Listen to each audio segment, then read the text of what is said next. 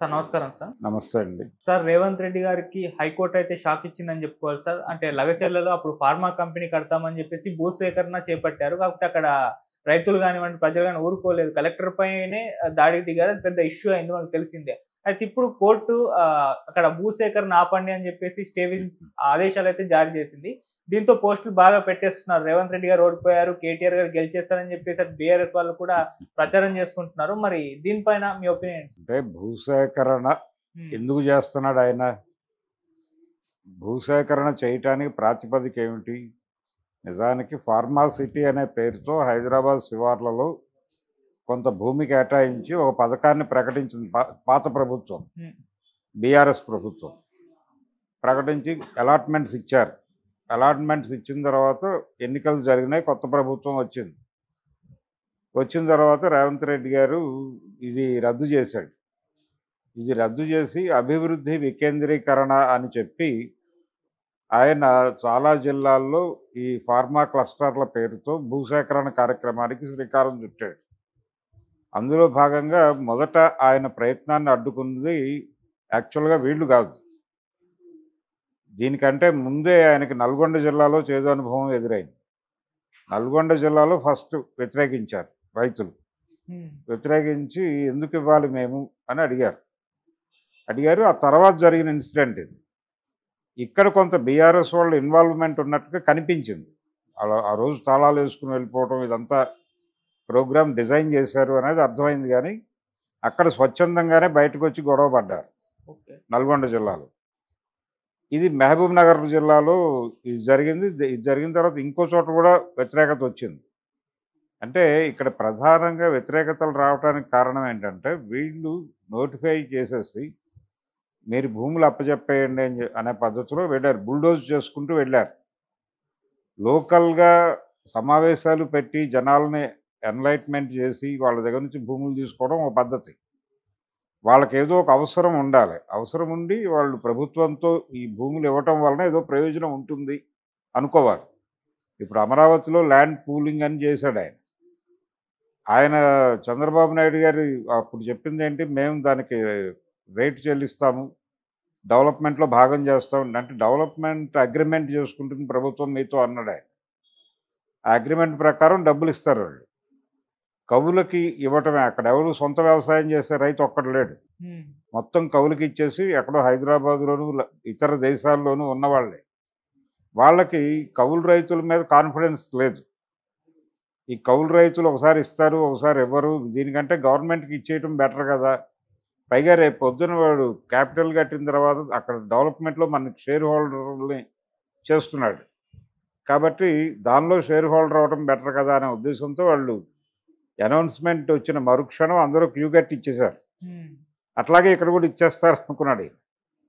అనుకుంటే రెండోది చెప్పింది ఏంటంటే వీళ్ళు అభివృద్ధిలో మీరు భాగస్వాములు అవుతారు. ఈ ఫార్మా కంపెనీలు వస్తే మీ పిల్లలకు కూడా ఉద్యోగాలు వస్తాయి కదా, మీకు ఉద్యోగాలు వస్తాయని చెప్పారు. హ్మ్. ఎలా వస్తాయి ఉద్యోగాలు? వీళ్ళు ఏ క్వాలిఫికేషన్ మీద ఇస్తారు? ఫార్మా కంపెనీలో 10th క్లాస్ ఫెయిల్ అయిన వాడిని తీసుకెళ్ళి ఆఫీసర్గా కూర్చోబెట్టరు కదా. ఆ ఫార్మాకి సంబంధించినటువంటి జ్ఞానుల్ని మాత్రమే దానిలోకి అలో చేస్తారు. అవును. టెక్నోక్రాట్స్కి మాత్రమే దానిలో ఉద్యోగాలు ఉంటాయి. వీళ్ళు ఇందులో ఎంతమంది ఉంటారు ఈ గ్రామాల్లో వాళ్ళు? వీళ్ళు భూసేకరణ జరిపిన గ్రామాల్లో దీనికి సంబంధించిన జ్ఞానం ఉన్నవాళ్ళు ఎంతమంది ఉంటారు? ఒక్కడు కూడా ఉండే అవకాశం లేదు. ఉంటే ఒకళ్ళిద్దరు ఉండొచ్చు. మీ పిల్లలు వేరే ఉద్యోగాల మీద ఎక్కడికైనా వెళ్ళిపోయినా మీరు పిలిపించేసి దీనిలో పెట్టేయచ్చు, మేము గ్యారంటీ ఇస్తామన్నాడు ఆయన. దీనికంటే కూడా ఒక పని చేసి ఉండాల్సింది. అంటే ప్రజలను అభివృద్ధిలో భాగస్వాముల్ని చెయ్యాలి అనే ఉద్దేశం నీకుంటే ముందు ప్రజాసభలు పెట్టి, అయ్యా మీ ప్రాంతంలో మేము ఇలా ఫార్మా కంపెనీలు ఒక 4 5 మేము ఇక్కడ అనుమతులు ఇద్దాం అనుకుంటున్నాం, వాటికి మీరు భూములు ఇవ్వండి, దానిలో మిమ్మల్ని భాగస్వాములు చేస్తాం, ఇక్కడ శిక్షణాలయం పెడతాం, ముందు మీ పిల్లల్ని అందులో చేర్చండి, అందులో శిక్షణనిచ్చిన తర్వాత వాళ్ళకి మంచి వేతనాలతో అందులో ఉద్యోగాలు వస్తాయి, కాబట్టి మీ పిల్లల భవిష్యత్తు బంగారంగా ఉంటుంది అని చెప్పి మీరు దానికి సంబంధించిన ప్రతి నిర్ణయంలోనూ వాళ్ళని ఇన్వాల్వ్ చేసి హ్మ్. వాళ్ళ భాగస్వామ్యంతో వాళ్ళకి దాని మీద వచ్చేటువంటి ప్రాఫిట్లో కూడా వాళ్ళకి ఎంతో కొంత వాటా దక్కేటట్టు ఏదో భూమి ఈరోజు ఇచ్చేసాం దానం చేసినట్టు కాదు.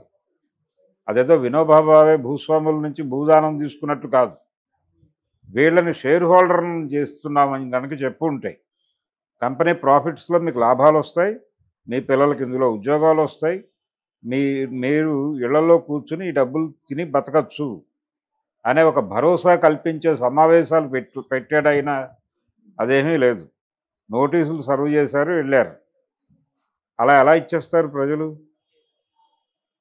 అందుకని మీకు అంటే అభివృద్ధికి వ్యతిరేకంగా ప్రజలను మోహరింపజేశారని చెప్పి అక్కడ ఉన్నటువంటి కార్యకర్తల మీద, వాళ్ళ మీద, విపక్ష కార్యకర్తల మీద కేసులు పెట్టారు.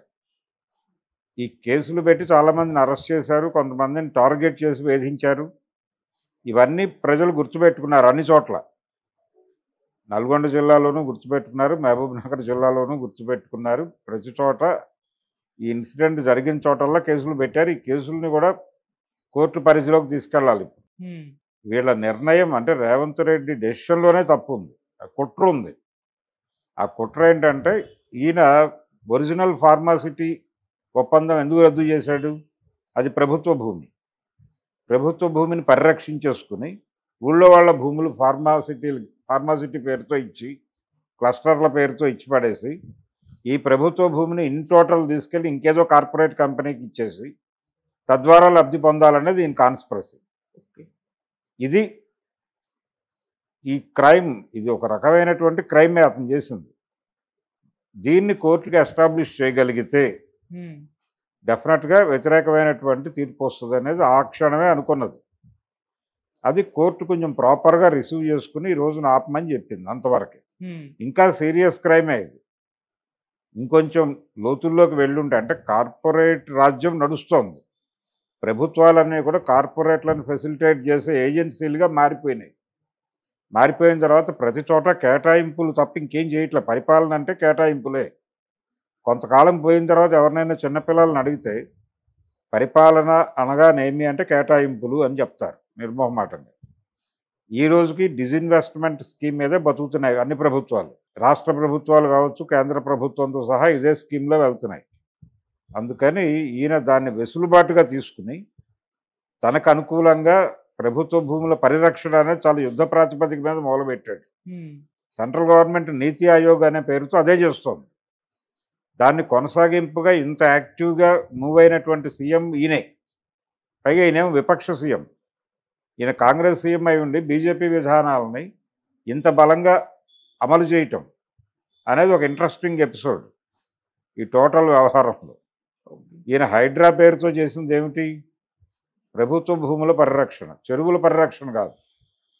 చెరువుల పరిరక్షణ అనేది కనిపించింది, కానీ ఒరిజినల్ ప్రోగ్రాం రంగనాథ్ ఒక ఇంటర్వ్యూలో ఓపెన్ అయ్యాడు.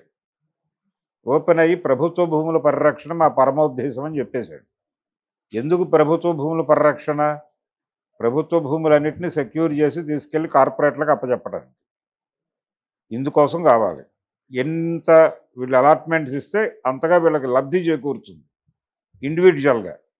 ఈ ఇండివిజువల్ లబ్ధి కోసం, ఈ ఇండివిజువల్ లబ్ధి ప్రోగ్రాంలోనే వీళ్ళందరూ లాభపడ్డారు. చంద్రబాబు నాయుడు కావచ్చు, వీళ్ళందరూ లాభం పొందింది ఇక్కడే ఈ కేటాయింపుల్లోనే. ఎన్ని దీపాలు ఆర్పారైనా చంద్రబాబు నాయుడు గారు 9 ఏళ్ల పరిపాలనలో ఉమ్మడి రాష్ట్రంలో, పర్టికులర్గా హైదరాబాదులో, హైదరాబాద్ మనమే కట్టాం తమ్ముళ్ళు అంటాడు ఆయన. పొరపాటున అన్నాడు, కానీ యాక్చువల్గా ఆయన ఉద్దేశం సైబరాబాద్. అది కొంచెం ట్రోల్ అయింది ఆ టైంలో. కానీ యాక్చువల్గా చాలా కంపెనీలు ఆయన హయాంలో, ప్రభుత్వ రంగ సంస్థలు మూతపడింది చంద్రబాబు గారి హయాంలో. అది ఐడిపిఎల్ కావచ్చు, లేకపోతే హెచ్ఏఎల్ కావచ్చు, లేకపోతే ఇక్కడ ఇవన్నీ క్లోజ్ అయింది వారి హయాంలోనే. హెచ్ఎంటి ఇవన్నీ క్లోజ్ చేసేసి అవన్నీ ప్రైవేటైజ్ చేసి ఎవరెవరికో అర్పణ చేశాడు ఆయన. కాబట్టి